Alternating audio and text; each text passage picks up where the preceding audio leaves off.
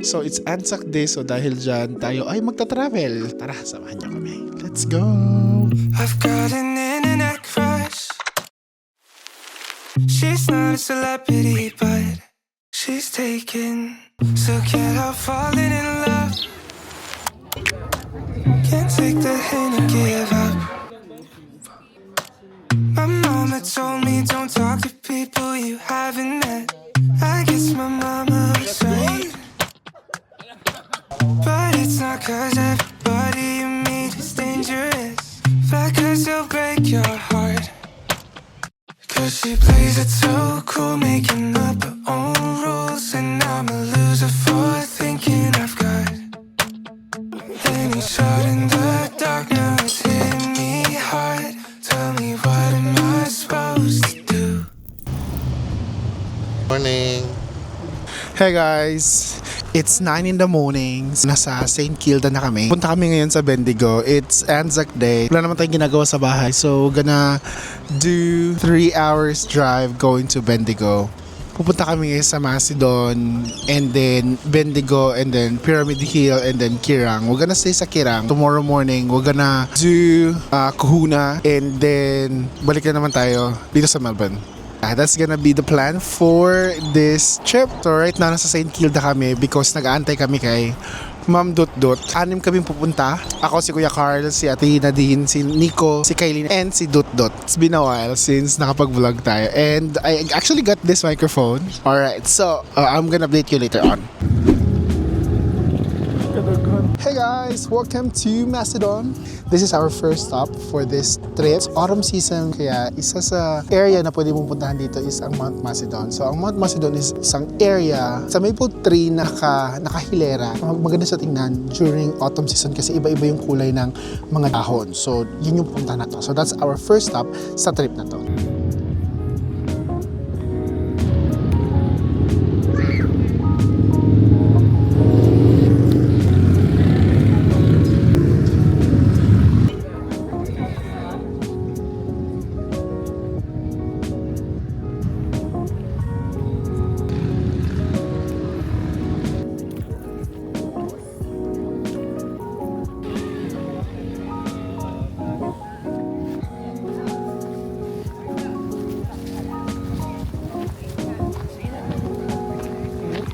Ito yung kanilang Honor Avenue. So today is April 25. It's the peak of autumn season. Actually, na-fall na yung mga dahon. Hindi na siya ganoon kakapal. Yeah, this one. Yan. Kung gusto niyo pumunta dito, pwede kayo pumunta dito ng mas earlier, mga first or second week of April. Kasi ngayon, parang last week na, so na-fall na lahat. Na-fall na, sana all na-fall. Let's try to roam around. Punta tayo doon. So, napakaganda ng view nila.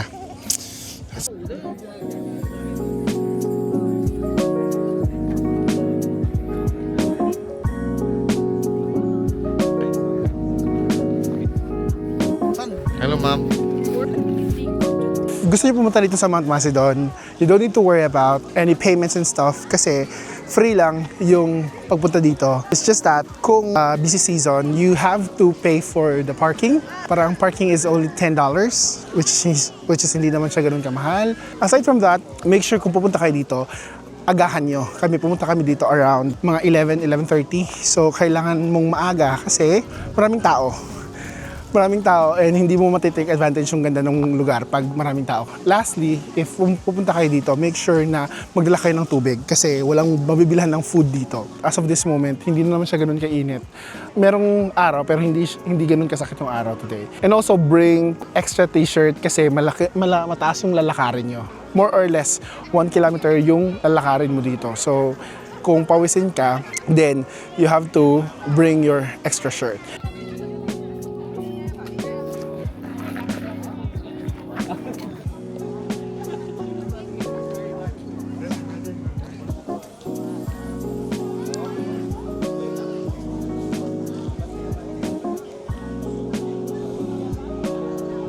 So hey guys, it is 2:20 in the afternoon.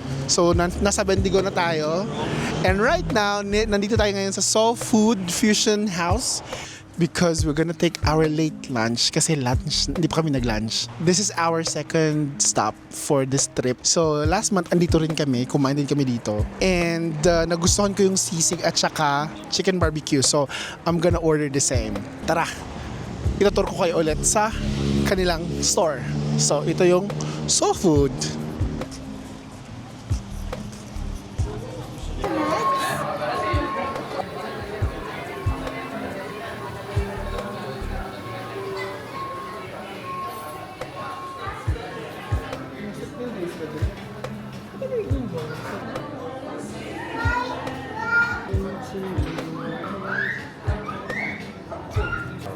Sinigang, yes, please. Sisig ko. Dalawang sisig, dalawang shared na inasal, pork barbecue, chicken, vegetable. So let's order.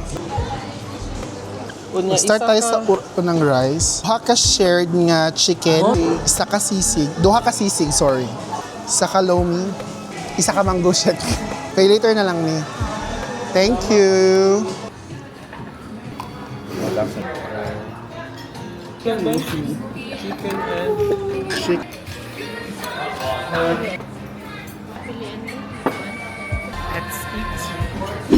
Hey guys, I'm back. Andito na kami ngayon sa aming accommodation. Anong oras na ba? It's 12:30 in the morning. So kakatapos ko lang maligo. By the way, dito kami nag-stay ngayon sa Kirang Holiday Park. And nabook namin to sa Airbnb.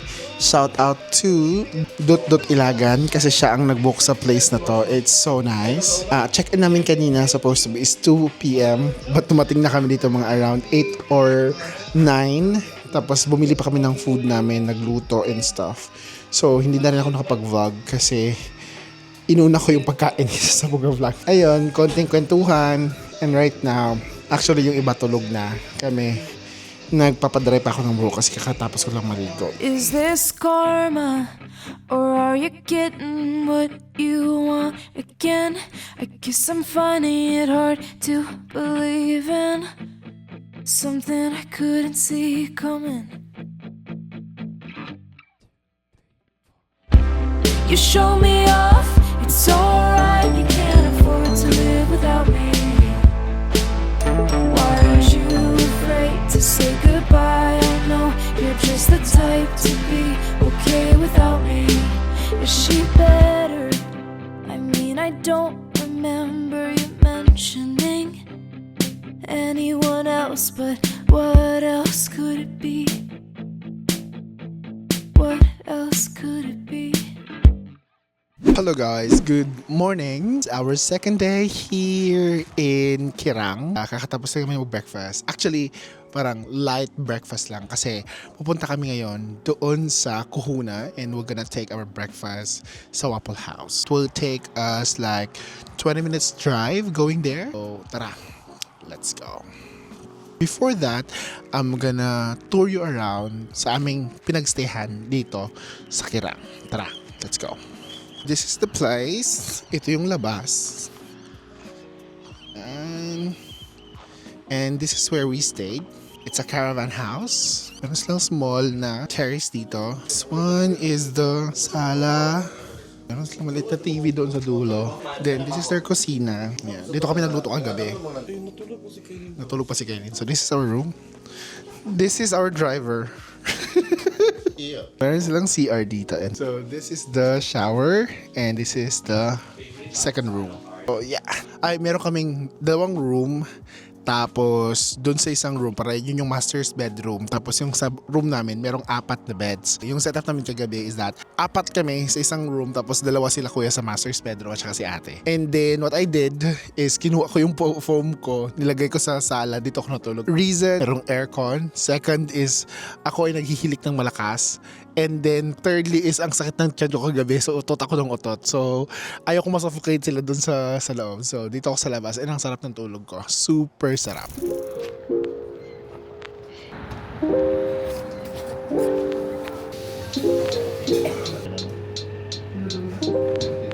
Welcome to the Waffle House. Kuan mo nilang waffle noodle.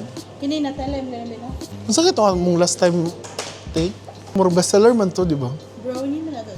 Umar brownie no. Wala sila ikatong kwante ka ng katong upat ka kabuok nga kuan.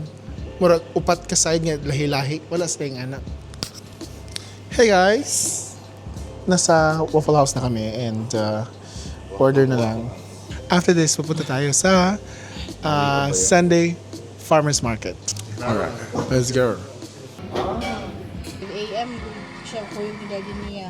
Mata na siya 5 a.m. Kahapon, paon ako siya. Resident rin niyo. Pwede sila mong gawas-gawas. Oo, pwede. Dalo sila family. Pero like sila lang, yung mga pisa ko, ano. Oo, kung cognitive sila, okay. Kuya dali. Kaya mga gulang sa karakter. Oo, Ikaw actually. ang pensa.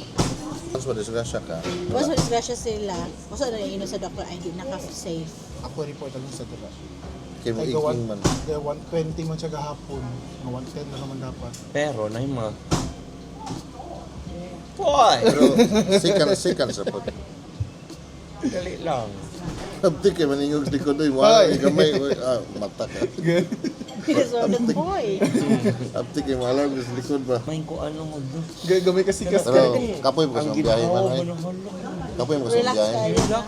Siguro sa atong trip gahapon mo, 70% ka na turog siya. Gani, wala ko doon yung Kaya feeling sad nag-check. na ako, ikapoy, wala pa ako ka-recover tong among dream team ba? Imagine po ito na ito, pas nag-sale. Oo, niya. Kanang ikaw pa Bendigo. magpakatawa sa mga gore, ikaw pa maglakaw-lakaw, kaya pag-picturean sila, Nick, picture din niya, video ko din Nick. Kaming Keisha. Pag among grupo. Kaon sa. Ano sa movie yung taon kay? On Project Hail Mary. Dili Tamo na Michael ito, movie dapat natutog ng awon. Kung wala pa nag-inarte yung daddy. Jackson. Buluan na eh. Dili man gud ang tanawon kay katungkuan. Project Hail Mary ba, kaya nahut na nata atong Isa may aktoran. Yung tanawan kay The Devil Wears Prada. May ticket sa ilan yata. May ko na yun. Set Pila mo up na kayo years pa na kasi. mga 2 years? Mga 1 year. Pero na po yung part nga nag-away mo nakaanak ka nga. Adilitin niyo. Oo. Undangon na ako. Ana. Iyo! Ti, usaon pag-away ti nga, mag-away mi ti naman ka na, pinapasa ni story mo na, yung mabulol man ni siya, ko 5, 4, 3, 2, di wala na yung away mo. Pinakalagot nga away ka na yung magyaw-yaw ka nga. Hindi ka tubagon. Mas may pit. Okay ra niya iya kanang katubagon ana-ana man kaya. Oh. Di ko kuan na kay ka. Wala na. Chelsea?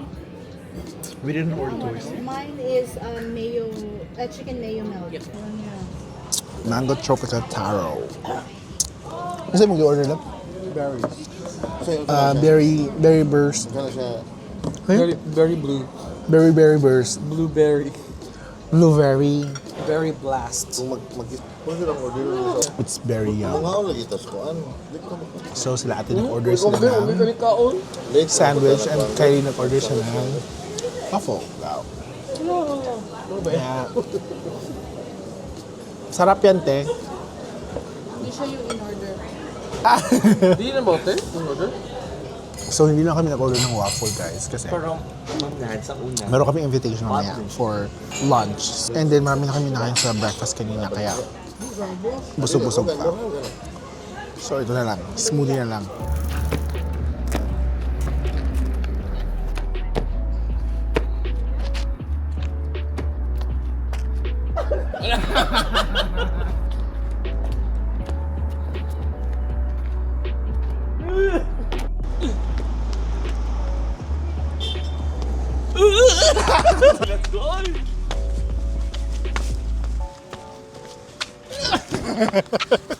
So guys, we're here sa kanilang Sunday Farmers Market. It's so nice. Napay mga sabon din hindi mo ra po nila ini mo sa kuan.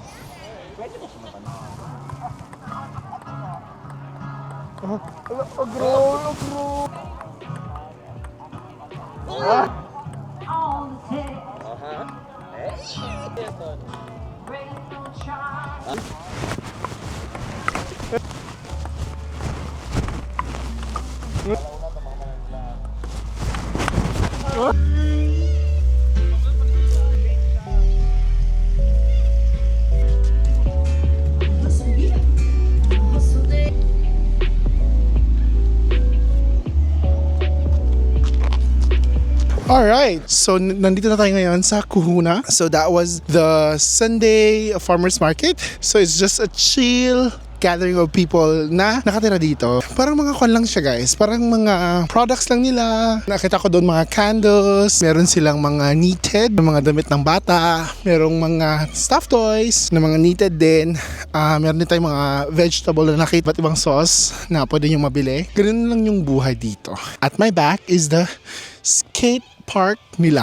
This one guys is their man-made lake. Since nasa gitna tayo ng Australia guys, wala masyado silang mga dagat and mga ilog. So what they do is they created this man-made lake para water source ng mga suburbs dito. Kasi maraming mga farms dito, mga piggery farms, mga beef farms, dairy, may mga dairy dito at saka may mga chicken farms. So dahil nga walang source ng natural water, so gumawa sila ng ganito, ng man-made lake para meron silang ma-store, para ma-store nila yung kanilang water at magamit nila sa kanilang industrial needs. Yung cameraman ko ang likot-likot. Napagod na yung cameraman natin sa kanyang human drone. Pero in fairness, dili siya bahutin, no? Lubog, manggod siya. Dito na wala akong kuan. Pitay-bitayan na ng kahuya o, let layat. Manang, kuno, makabalik na o kuan, summer, mapahit ka itong sa anak kunda katong paddleboard ba? Pahit ka ito. Dili kayo, feel ko katol kayo siya. Kay, kung anong good siya, kanang man-made ang water. Sa Murray River gika ng tubig.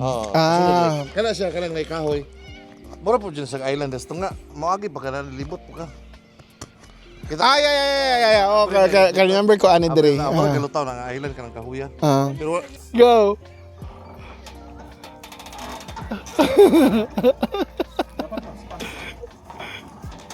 Mahulog ka.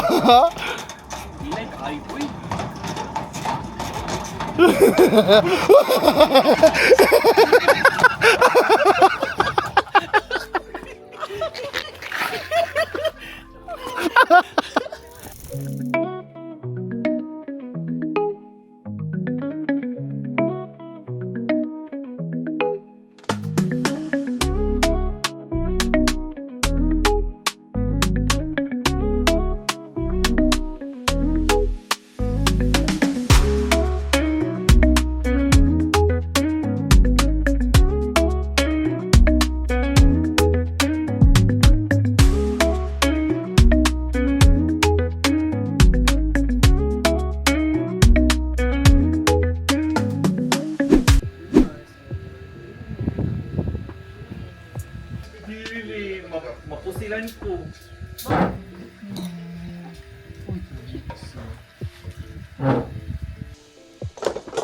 There? Pilipino mag-prepare og kuan. Ay, sige tayo. Sila mo itong kauban na mo sa kuan. Wala na mit na.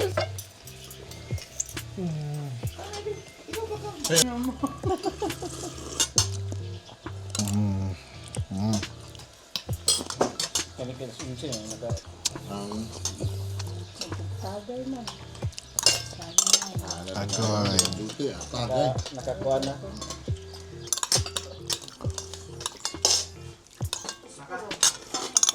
Gusto surya kasi ko kumusurya ko dito sa Mount Hope, baka mo sulod silang tanan. Sila kuan. Ay, ibang din siya farm. Kung ba naman siya trabaho niya.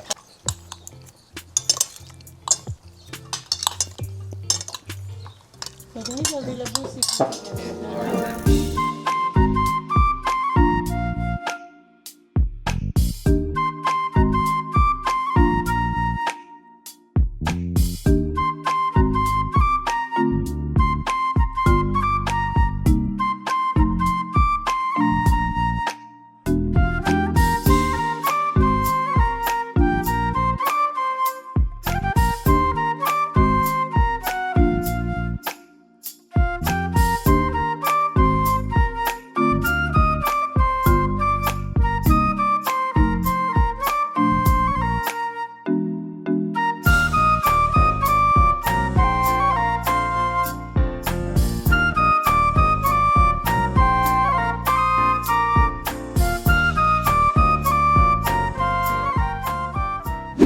Alright, so guys, tayo ay mag-harvest na ng sili at mga pwedeng harvest. So tara, let's go. Pwede na siya ma-harvest ya? Kaning lemon? Ali. Tabi. Perks of having friends na merong sariling garden sa bahay. Masarap to sa mga sabaw-sabaw. Wala. Green na to kwaon. Tabi.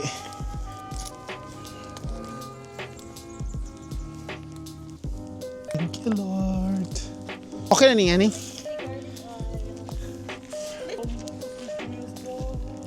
Kasi Tambok Lab? Abi na ko, cameraman ng Tambok.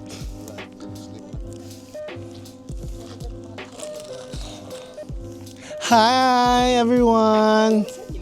Inaay nang ngawat ang sili. Okay na ni pang 1 month.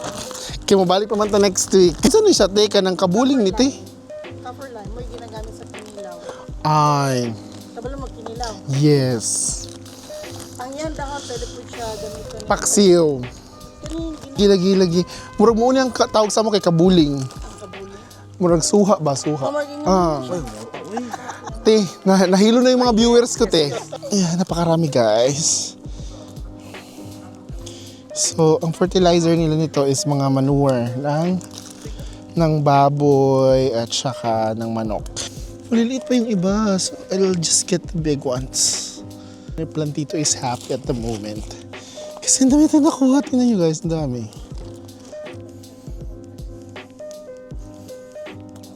Ang dami. Pinapod sila yung talong labo.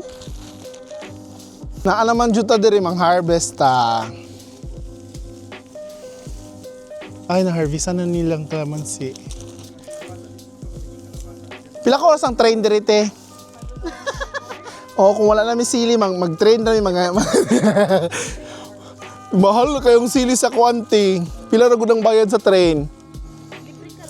Oo. Taga-regional kaya dili nakakuan daw kalingkod. Pero kaya siya kasi dili kay ni siya mahalang yun. Katong bird's eye chili tayo na. Dako ra kaayo mga bird's eye. Australian version na. Australian version. Kaning pumpkin te, dugi ra kayo siya makuan. Ibang upo man ni namo gitanom. Kanila ako ang isa dako. Ay,